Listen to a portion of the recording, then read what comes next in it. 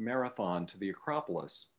Just before collapsing and dying of exhaustion, he announced the outcome of the battle against the Persian invaders. Nike, Nike, Nenekekiam, victory, victory, rejoice. Okay, there we go. Okay, this is the time in our service when we light the chalice, the symbol of our Unitarian Universalist faith.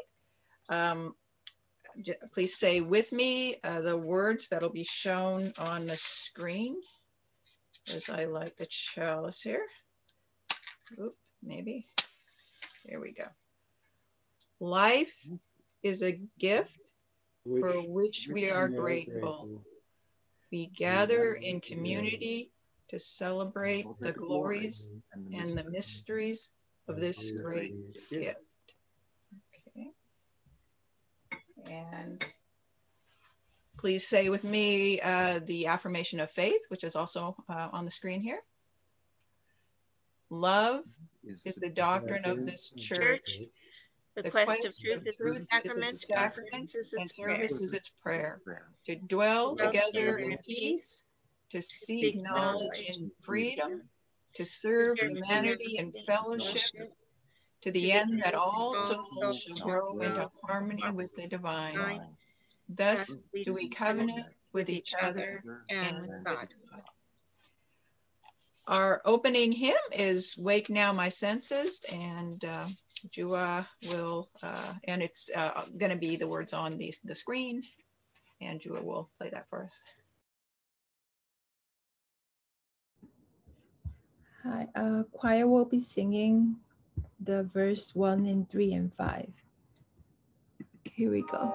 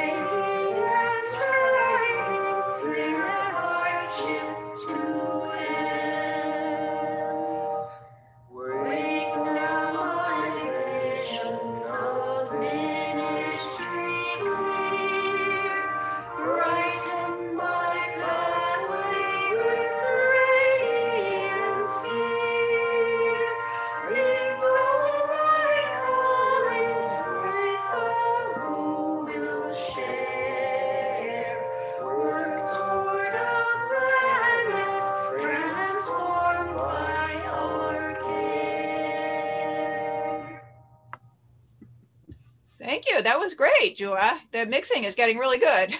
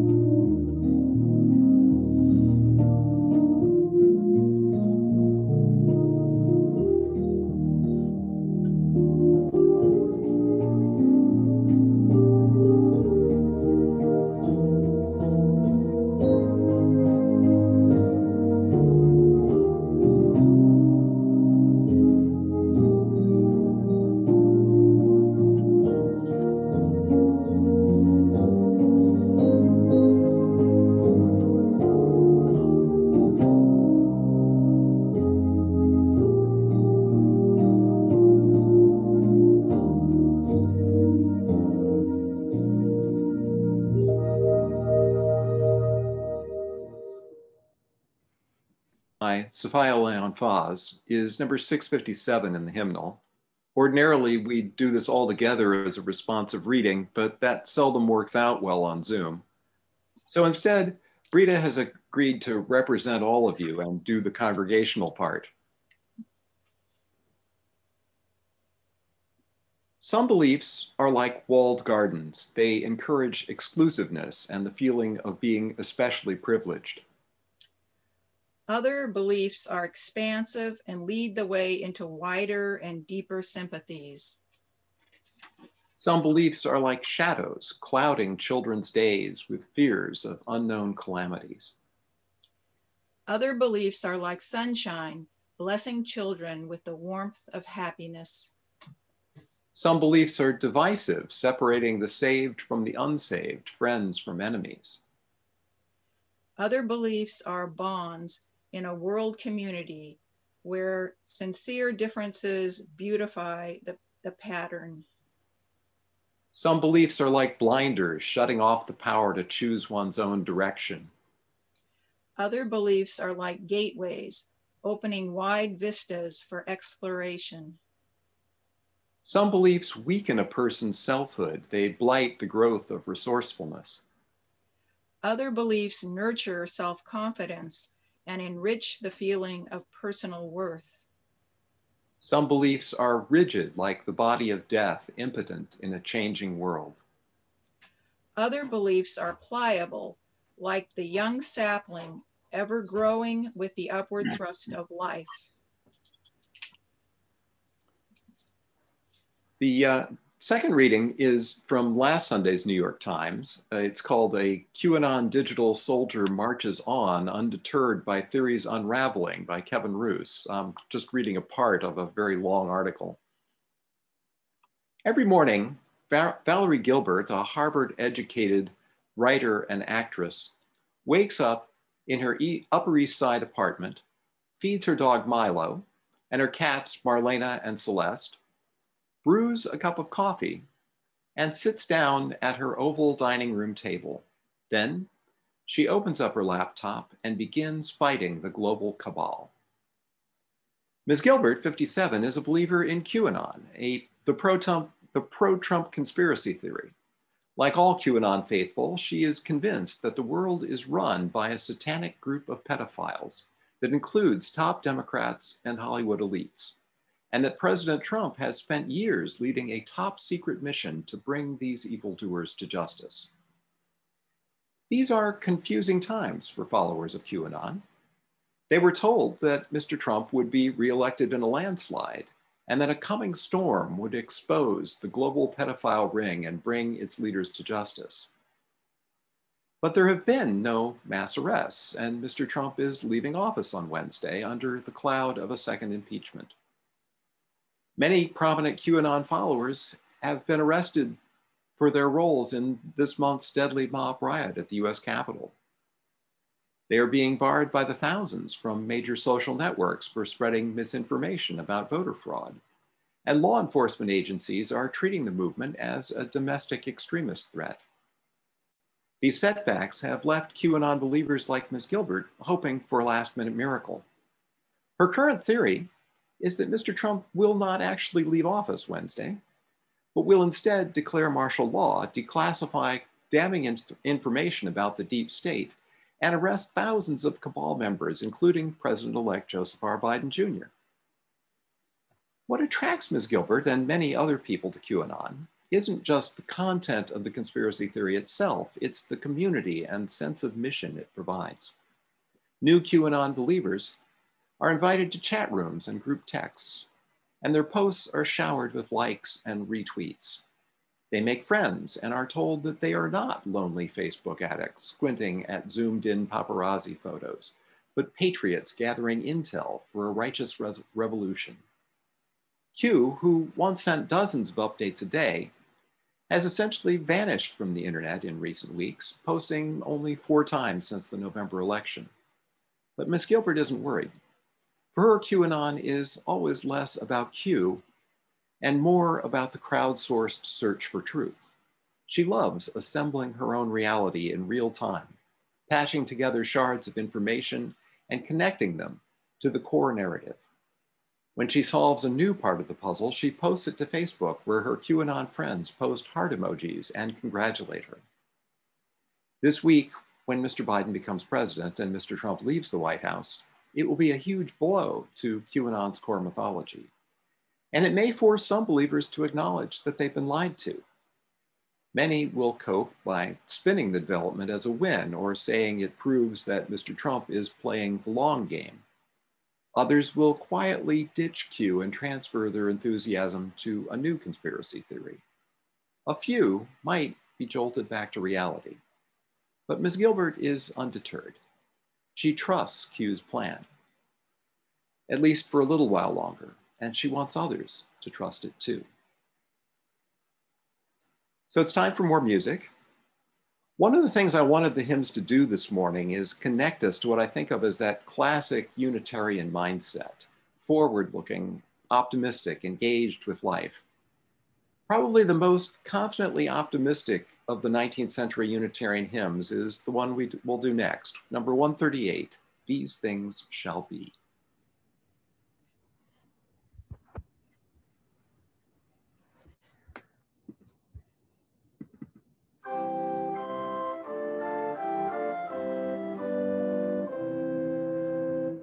These things shall be aloft your rays, that ere the world hath known shall rise, with flame of freedom in their souls, and light of science in their eyes. Nation with nation and with land, unarmed shall live as comrades free. In every mind and heart shall throb the pulse of one humanity. High friendship hitherto was sin, or by great poets half divine, shall burn a steadfast star within the calm, clear spirit of the mind. New art shall bloom of loftier lore, and mightier music thrill the skies, and every life a song shall be, when all the earth is paradise.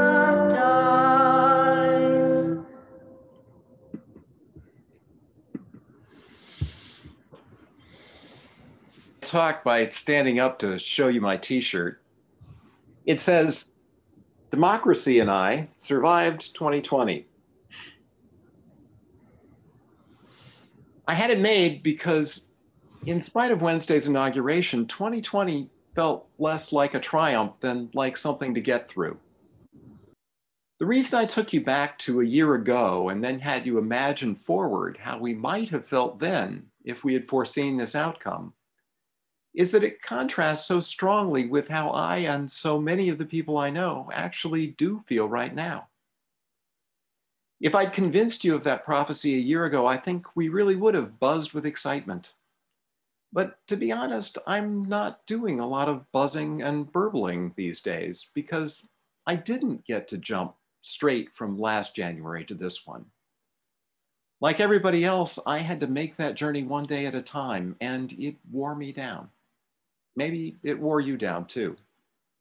All the unnecessary death, all the senseless partisan conflict about basic public health practices like masks and social distancing, all the things we had to give up, restaurants, travel, concerts, aimless shopping, hanging around reading in coffee shops and libraries.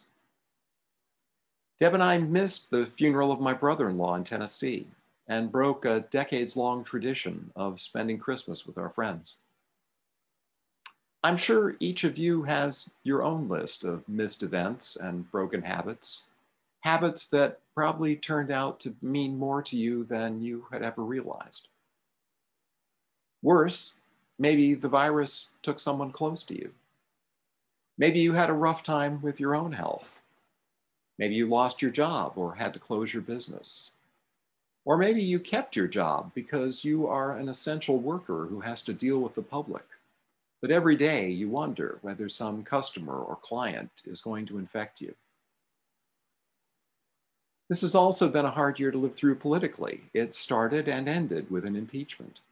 George Floyd was murdered, touching off weeks of protests, both peaceful and violent. The big question in the election turned out to be not who the voters would choose, but whether our choice would even matter. After he lost the vote, the president did everything he could to hang on to power. And every time the issue seemed to be settled, it wasn't. There was always one more thing he could try, one more weak spot in the system that he could push on, all the way up to gathering a mob and inciting it to attack Congress as it counted the electoral votes. Not until the inauguration on Wednesday could we really be sure that democracy had held. So rather than bursting with optimism and excitement, I think many of us arrive at this moment feeling as exhausted as that Athenian messenger. Nike, Nike, nenekekiam. 2021, the Biden administration. We made it. Now we can collapse. But if there's one message I want you to take away from this morning, it's that this is not the time to collapse. And I'm directing that message as much at myself as at the rest of you. What I would like to have offered you this morning is a visionary, energizing message about all the possibilities of this moment. I would like to have sparked that classic Unitarian optimism you can hear in the hymns. These things shall be. The future is coming, and won't it be wonderful? Instead, what I can find it in myself to tell you is that the future needs us. It needs us active. It needs us engaged. Because if we pull back now, if we say, I voted, now let Joe do it, then all that Wednesday will mean is that we inaugurated a man, but we will not have inaugurated the new era our country needs. The old president may be gone, but simply replacing the people in power does not produce real change in a democracy, because real change doesn't come from the top down.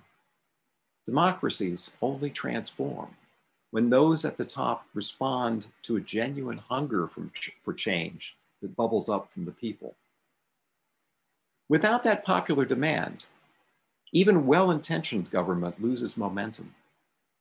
The big financial interests, the people who benefit from the status quo, they never go away. They never stop asking for what they want. They never tire of spreading disinformation and corruption. If those are the only voices our leaders hear, it won't matter how many good intentions they had when they took office. Eventually, they'll once again end up explaining to us how they want to do the same good things we do, but it's not possible. Change is never possible unless the people demand it. But if the future needs our engagement as citizens, I think it needs even more our participation as Unitarian Universalists. Because I believe that Unitarian Universalism has something very special to offer this nation and the world at this moment in history. It's not hard to make a list of all the challenges we face, not just the pandemic and the economic problems it has caused, but also the less immediate but far less tractable challenge of climate change. The long history of systemic racism demands our attention, growing economic inequality, the rise of authoritarianism around the world, the millions of people who are here without legal status, and the millions of others who would like to come. Working out a world order that finds a place for China, but is not dominated by it. I could go on. But no matter which of those challenges you feel called to address, you're going to run into the same obstacle. Our society, our culture, is losing its respect for truth. More and more all the time, our national conversation is corrupted by the idea that if you don't want to believe something, you don't have to. We've lost sight of the fact that there is a reality out there that can only be denied for so long. Think about the pandemic. For nearly a year, our recently departed president tried everything he could think of to conjure it away. He told us the virus wouldn't come here, that it would fade away by magic, that it would be gone when the weather got warm, that it was just the flu, the common cold. It wasn't serious. People weren't really dying. The numbers were exaggerated, and on and on. Wednesday morning, before he boarded Air Force One for the last time, he spoke of the pandemic in the past tense, as if it hadn't been at its peak at that very moment. But all that denial, all that distraction, couldn't make it go away. Or think about global warming. The reality is simple. Burning fossil fuels increases the carbon dioxide in the atmosphere. Carbon dioxide is a greenhouse gas. It reflects back to Earth infrared radiation that otherwise would escape into space, so the planet gets warmer. It would be nice if that weren't true. I see the attraction of a world where we all keep driving, keep flying, keep drilling, keep mining, keep living the way we feel entitled to live, and nothing bad happens. So I understand the temptation to say it's all a hoax. It isn't that bad. God controls the weather, not us. The climate is always changing. But there's a real Earth out there, and it really does keep getting hotter. All the denial in the world isn't going to stop that process. Our former president didn't like the fact that he lost the election, so he said he didn't lose. He said it loud, he said it often. He got other people to say it with him because they also didn't like the truth about the election. Some of them came together in a violent mob and invaded our Capitol. People died. If events had played out just a little differently, some of our elected representatives might also have died. But there are real ballots with real marks on them, and when you total them up, he did lose. Whatever challenge you choose to take on, you're going to have to battle that plague of wishful thinking, like racism ended in the 60s. People wouldn't be poor if they just worked harder. Sexual orientation is a choice. Whatever the problem, we won't have to make any hard choices because technology will save us. If there's one thing that the world needs right now across the board, it's a rededication to truth. Not even just a reluctant resignation to dismal facts, but an active fascination with what is real, the pursuit of truth with passion, with a religious fervor. At its best, that's what Unitarian Universalism offers. All religions talk about truth, but what most of them really want is to convince themselves and others that the beliefs they already have are true. Unitarianism is one of the few traditions on earth that is committed to following the truth wherever it leads. If you look back at the pillars of that tradition through the generations, Channing, Emerson, Theodore Parker, James Freeman Clarke, John Dietrich, James Luther Adams, Tendeka, you won't find much consistency in the specifics of their theologies. William Ellery Channing's Christianity looks quaint to me when I read it now, but what rings as clearly today as it did in the 1820s, what shines through in the work of that whole succession of giants I just listed, is a commitment to use the full power of their minds and all the knowledge available in their era to follow the truth wherever it leads. That's the kind of commitment the world needs right now. It doesn't just need you as a person or a citizen or a political partisan. The world needs you as a Unitarian Universalist. Now, I say the world needs you particularly at this moment, but of course, wishful thinking is not new. It's a very human trait. We're all tempted by it. But there's something very different in this current era of social media. Today, if there is something about reality you don't want to believe, you can easily find an entire community of people who also don't want to believe it. And then you can support each other in saying that it's not true. You can make up the most outrageous fantasies and believe in them together. That's why I included that QAnon reading. Today, if you want to believe something badly enough, you can. You don't have to do it by yourself. You can find thousands and thousands of people to believe it with you. Your belief won't stop reality from being what it is, but by joining together with others, you can remain comfortable in your denial for a long, long time. And that temptation, I think, is the biggest problem in the world right now. All our other problems are harder because so many people believe that they can just imagine a different reality and live there instead of here. If we can't come to terms with that temptation somehow, I think it's going to get us all killed someday. Now, some people may find it amusing that I offer Unitarian Universalism as an antidote to the problem of people believing whatever they want to believe, because that's usually what people say about us. We aren't bound to follow a leader, a creed, a catechism, or a holy book. That's the free part of our free and responsible search for truth and meaning. So outsiders imagine our freedom must mean that we all just believe whatever we want. But people who make that criticism have missed the responsible part of the free and responsible search. Because not having an external authority over us also means that there is no authority for us to hide behind. We are responsible for what we believe. If our beliefs or the actions we take based on those beliefs hurt other people or promote injustice or bring about an environmental catastrophe, that's on us. We can't blame those consequences on our church or on God. One major way religion does harm in the world today is when it shields people from responsibility for their beliefs. Don't blame me for these beliefs, religious people say, because I got them from my minister, from my church, from our holy book, from God. So I have nothing against gays and lesbians, but my church teaches that they are sinners and that marriage is reserved for one man and one woman. I'm not trying to keep women in their place, but the Bible tells wives to submit to their husbands.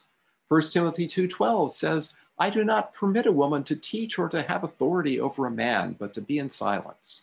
This is the word of God. Very often, if you push on those statements, you'll discover that people are not so much submitting to authority as finding an authority to excuse them for believing and doing whatever they want. Consider this analogy. Maybe you remember how during the Iraq War, President Bush would claim that he was following the advice of his generals. But if a general gave him advice he didn't like, he'd fire that general and get another one. So whose advice was he really taking?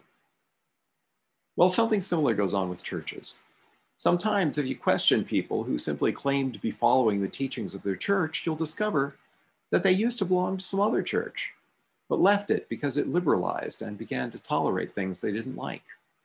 When it stopped justifying their particular bigotry, they traded it in for the church they attend now. So who is really responsible there? Many people who claim to follow the Bible have found ways to get around its inconvenient passages. Matthew 19:21 says, sell all you own and give to the poor. Who does that? Leviticus 19:34 says, the stranger who resides with you shall be to you as one of your citizens. You shall love him as yourself, for you were strangers in the land of Egypt. Quote that to a fundamentalist who wants to deport all the undocumented immigrants, and most likely he will uncork a whole bottle of interpretation to explain why that passage doesn't mean what it so obviously does mean. Because that's how the game is played. When the Bible tells you what you want to hear, then it is the word of God and must be followed no matter what. But when it tells you something you don't want to hear, it needs interpretation. Who takes responsibility for that? Unitarian Universalists don't play those games. We are responsible for what we believe. We are responsible for what we do. Not our ministers, not our theologians, not the books we read, not even God. We are responsible. If you take it seriously, that kind of responsibility can be a hard thing to shoulder. And that's why we do it together. While others may choose a community that supports them in believing what they want to believe, we have chosen a community that keeps us honest. We help each other to carry our responsibility, not to make excuses for putting it down. So if from time to time you fool yourself into forgetting or discounting the crises I listed, or any of the other aspects of reality that it would be pleasant to ignore, count on someone here to remind you before too much time goes by. If you start living inside a self-serving fantasy that harms others and excuses your sense of entitlement and privilege, you can hope to find the kinds of friends here who will call you on it. Last week, the UU minister, Kristen Grassel-Schmidt, wrote, Here is a deep truth. It is only through real, sometimes very tough accountability that some people will understand that they have lost their way. Being held accountable has helped me to learn and to be and do better. So why would I hold that blessing back from others? Sometimes helping people find their way to truth, love, and justice means insisting that truth is truth, even if it isn't polite, even if it leads to argument. We may even need to say, I love you, but I will never agree to disagree on this. Truth is too important to set aside just because it challenges and upsets you. That's how we roll. At this particular moment, there's also something else we need from each other. Something I wish I could have brought to you this morning, a sense of the wonder and possibility of this moment. I'm afraid I have painted reality only as harsh and demanding because that's mainly how I've been experiencing it recently. But I think that's more of a symptom than an observation. My reason tells me that Emerson was right long ago when he wrote, "This time, like all times, is a very good one if we but know what to do with it."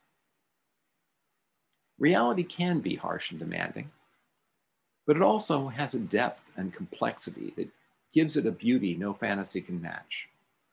In the long run, time and effort spent trying to grasp and deal with what is really going on in personal life, in a laboratory, or on the world stage is always more rewarding than arranging the components of a fantasy to get the outcome you want.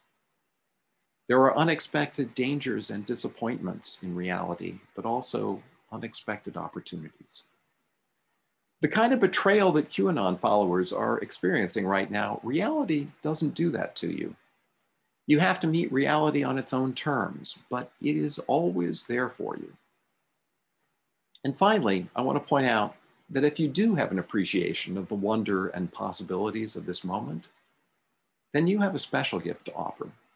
You have something that is in short supply right now, and I encourage you to be generous with it. But even if, like me, you are feeling tired and worn down these days, yes, you should take care of yourself. You should do whatever you need to do to stay healthy, both mentally and physically. But at the same time, I hope you remember that the world needs Unitarian Universalists right now. It needs us maybe more than it ever has.